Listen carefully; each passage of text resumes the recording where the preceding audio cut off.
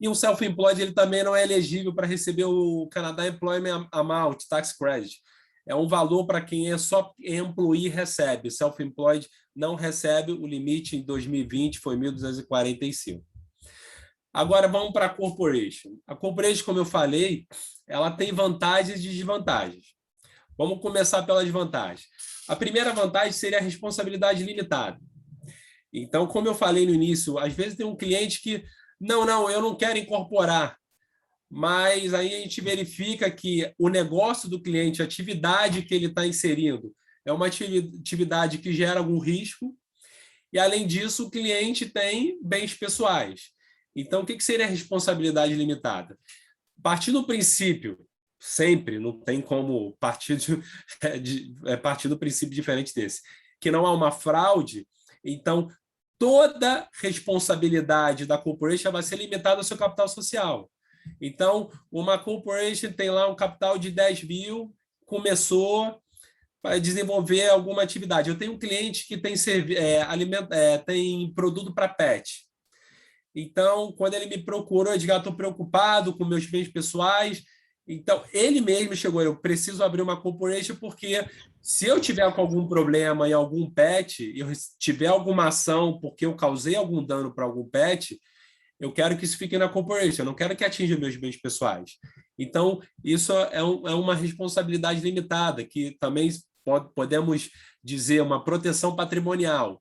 Então, a corporation ela tem esse tipo de ação, de responsabilidade limitada e não atinge os bens dos sócios. É claro que, no caso de fraude, você tem uma que no Brasil é chamado de desconsideração da personalidade jurídica e você vai no bem dos acionistas.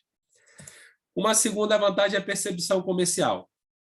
O que seria isso? Uma corporation ela tem um nome lá que é designado e no final Inc., no final Corp, no final Incorporated, Corporated e etc. e tal.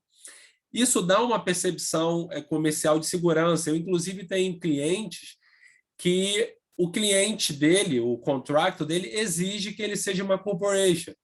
E eu tenho cliente que não tem essa exigência, cliente que só presta serviço, emite uma invoice uma vez por mês.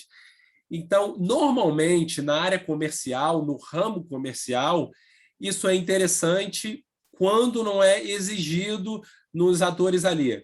Inclusive, eu tenho um outro cliente aqui do ramo de entretenimento que ele, olhando os editais lá para participar, ele só consegue participar sendo corporation.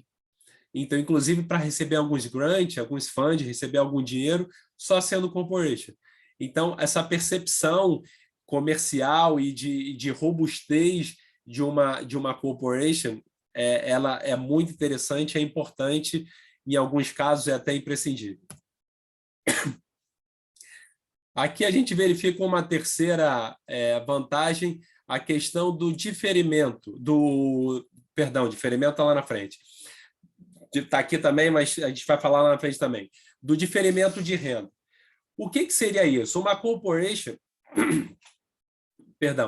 uma corporation você consegue fazer o diferimento de renda. O que é isso? É você deixar de pagar imposto agora para pagar imposto para depois, seja através de investimentos, seja através de alguns tax credit. Por exemplo, você faz um investimento numa corporation, ativa, etc. e tal. Você consegue abater parte desses investimentos e ir pagando imposto sobre essa depreciação desses investimentos conforme o tempo vai passando, conforme você vai depreciando esses ativos que você adiciona na corporation. Já numa self-employed, você não consegue fazer isso, você tem dificuldade. Então, isso é muito importante também. Uma quarta questão, captação de capital. Eu não posso dizer 100% que, como self-employed, sole propriety, você não capta capital.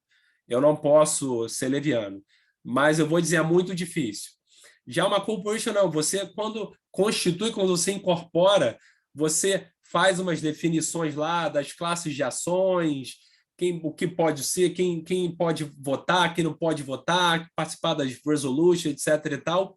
E isso dá segurança ao investidor a ele colocar dinheiro no negócio. Ou você, até mesmo, se for o caso, abrir capital para captar recurso. Uma corporation dá essa possibilidade. Uma quinta questão do tax credit. Basicamente, a corporation, aí tem uma especificidade que eu tenho que frisar aqui, ela tem diversos créditos de imposto, inclusive ela tem um Small Business Deductions. Como é que funciona isso? Uma corporation que é CCPC, o que seria CCPC? São corporation controlado por canadense ou residente permanente. Claro que a corporation ela pode ser aberta até por não residente. Eu tenho uma corporation que o acionista está no Brasil, nunca nem pisou no Canadá. Ela pode ser aberta. Mas para se beneficiar do Small Business Reductions, a dedução de imposto, o controlador da corporation, seja o diretor ou o acionista, ele tem que ser um residente permanente ou canadense. E isso dá uma redução importantíssima. Por exemplo, para quem tem esse tax credit, os primeiros $500.000 em New Brunswick, ele é tarifado a 11,5%, sendo que, como self-employed, como personal, a partir de $220.000 de faturamento, estamos falando de lucro, net income. A partir de $220.000, você paga 53,53%. Ou seja, estamos tendo uma diferença. Claro que aí a gente vai entrar aqui daqui a pouco nas simulações para a gente ter uma ideia. Mas a gente está falando uma diferença de imposto de 11,5% para 53%. E mesmo após os 500 mil, que os primeiros 500 mil ele é tarifado a 11,5%. O que exceder, ele é tarifado a 26,5%. Mesmo o que excede, 26,5% contra 53%. Ou seja, então uma diferença absurda. É super normal uma pessoa que começa a ter um faturamento já mais alto, um net income, um lucro já bem considerável, se ela for employee, ela perde para deixar de ser employee, ou seja, receber parte como employee, parte como corporation, para ela ter uma melhor divisão dessa renda e pagar menos imposto. Então, isso eu acho muito fenomenal. A gente vai verificar daqui a pouco que comparar 11,5 com 53 é absurdo. Aí você pode chegar para mim, Edgar, mas 53 é só para quem está acima de 220. Tudo bem, você pode comparar com 30, quem está ali na faixa de uns 80 mil de lucro. Então, a gente vai mostrar algumas simulações lá na frente. E, por último, que seria a principal vontade, é a questão da divisão da renda. O que seria isso? É muito normal o canadense hoje, quando ele incorpora, ele coloca ele, a esposa, os filhos e, às vezes, o sogro e a sogra. Todo mundo é acionista da empresa, porque uma pessoa ganhando $100.000 paga mais imposto do que 4 pessoas ganhando 25. Então, essa é a questão da divisão da renda. Isso acontece demasiadamente, é comum acontecer, botar os filhos para trabalhar, fazer algum serviço administrativo na empresa, e ele faz essa divisão da renda, seja na hora de dividir a renda como employee ou na hora de distribuir dividendos. Então, a corporation ela faz isso com muita facilidade. Agora, você também tem desvantagem. Nem tudo são flores, mas claro que a desvantagem a gente consegue remediar. Uma principal desvantagem seria o custo. Você pode verificar que, por exemplo, a gente tem um custo aproximado para fazer um self-employed tax return, eu diria $150. Já para fazer um corporate tax return, ele varia aí entre $2.000 a $3.000 por ano. Mas a gente vai ver daqui a pouco que, dependendo do teu lucro, do teu net income, ainda assim compensa, porque a economia de imposto que você tem, você paga esse custo a maior e ainda sobra. Claro que a gente vai ver mais na frente, é basicamente quando o teu net income está acima de $40, $50 mil. Quando é abaixo desse valor, num primeiro momento, financeiramente falando, não vale a pena incorporar. Uma outra desvantagem é que você não consegue aproveitar nenhum Personal Tax Credit. Você não consegue aproveitar a RSP, você não consegue aproveitar nada na corporation para abater. coisa que você já aproveita quando você é self-employed. A documentação, né? É claro, como é uma entidade separada, ela tem as suas obrigações, seja para fazer anualmente o Corporate Tax Return, o Annual Return, preparar os financial statements, todos os documentos contábeis e fiscais e prover isso para o governo. Isso gera documentação, gera papel. Normalmente, o contador cuida de tudo isso, mas é uma burocracia, faz parte, não tem como fugir disso. Menos flexibilidade. Por que menos flexibilidade? Enquanto um sole propriety, ele fatura, ele retira o dinheiro a hora que ele quer, a empresa é dele, ele é a empresa é ele faz o que ele quiser. Ele só tem que ter a preocupação o quê? De informar o quanto ele faturou e as despesas. Já uma corporation não tem muita flexibilidade, porque basicamente são três as formas que o acionista ele pode retirar dinheiro da corporation. A primeira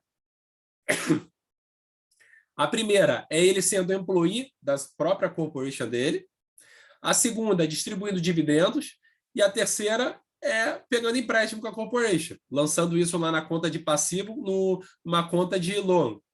Então, são basicamente essas três formas que tem. Fora isso, não tem. Aí, às vezes, muito cliente chega para mim, não, eu vou tirar e devolver depois. Tudo bem, você pode retirar dinheiro da tua corporation. A gente tem que contabilizar isso como um empréstimo que você está tirando. Ah, mas eu não quero. Então, não tem como. Aí a gente entra no princípio contábil das partilhas dobradas. Para cada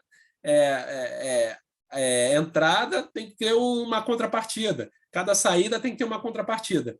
Não tem como ser diferente. Por isso que ela é menos flexível. E o processo de fechamento. Enquanto um self-employed, uma sole propriety, uma partnership, em 5 anos, se você não renovar, automaticamente ela caduca, ela encerra, ela é fechada. Já uma corporation, não. Você, para fechar ela, você tem que fazer uma dissolução. Se tiver passivo e ativo, você tem que liquidar os ativos, liquidar o passivo, deixar tudo transparente para pedir autorização para o governo para você continuar com a dissolução. Então, o processo de fechamento dela não é tão simples. Não é complicado, mas também não é tão simples como um self-employed.